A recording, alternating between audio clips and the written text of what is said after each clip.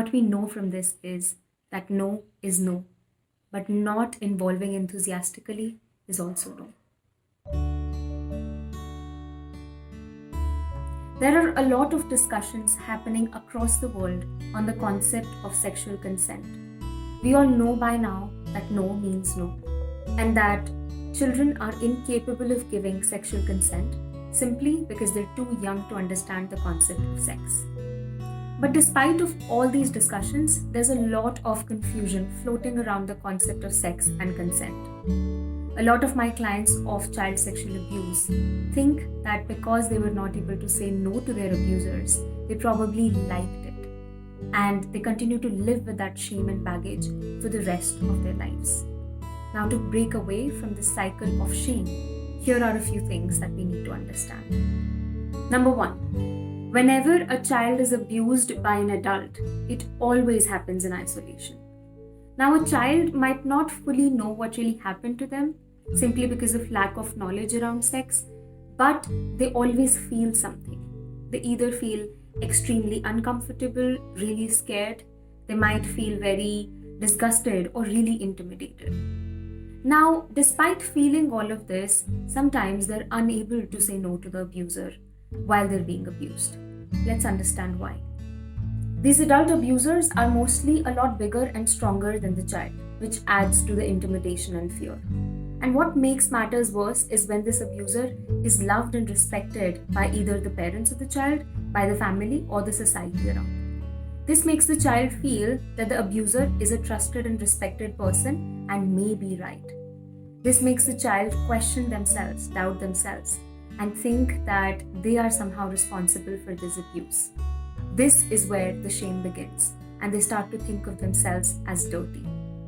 Now imagine being a person full of self-doubt and shame, standing in front of a person who's a lot bigger and stronger than you, and someone that you're extremely scared of or intimidated by. And this person doing something to you which you're extremely uncomfortable with. Do you think that you will be able to say no? It's just not possible. Because the part of our brain that is responsible to ensure our survival tells us in the moment that the best way to protect yourself is to just freeze and not retaliate. This is called freeze response. And this is an involuntary response, which means that it's not in our control to activate this response. Now, the fact that you were frozen, that you couldn't say something, do something, or just run away is a proof that you didn't like it, you didn't want it, and this was your way of saying no. Which brings me to the second thing we need to understand, and that is that just because you were not able to say no, it doesn't mean that you liked it. Because let's look at this. If you like something, you don't just not deny it, but you also fully engage in it. For example, your mother made sweets at home and she really wants you to try them, so she stuffs them in your mouth. Now, on eating these sweets, you realize that you really liked them. So you won't just not stop her from feeding you with those sweets, but you will also very actively enjoy these sweets and you might ask for more later. On the other hand, if you didn't like the sweets she made, you might still not stop her, maybe because you were too scared or too intimidated of her.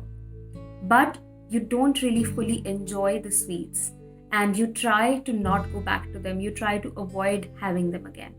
This is a clear indication of the fact that you didn't like the sweets even though you were not able to stop your mother from stuffing them in your mouth.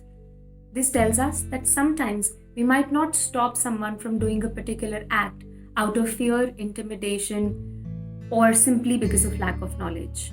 But our emotions are the real window to whether we really liked it or not, whether we really wanted it or not. If we felt disgusted, uncomfortable, scared, intimidated, confused, frozen, then it means that we didn't like it.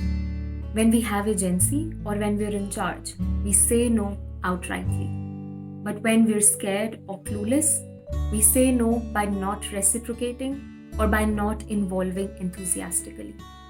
So what we know from this is that no is no, but not involving enthusiastically is also no.